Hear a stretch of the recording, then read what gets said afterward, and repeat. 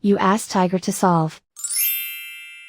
This deals with linear equations with one unknown. The final result is x equals 8. Let's solve it step by step. Simplify the expression. Group like terms.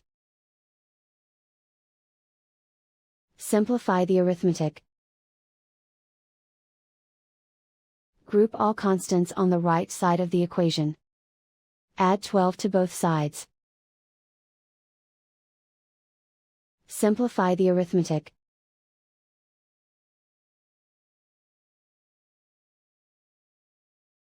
Isolate the y. Divide both sides by 10. Simplify the fraction. Find the greatest common factor of the numerator and denominator.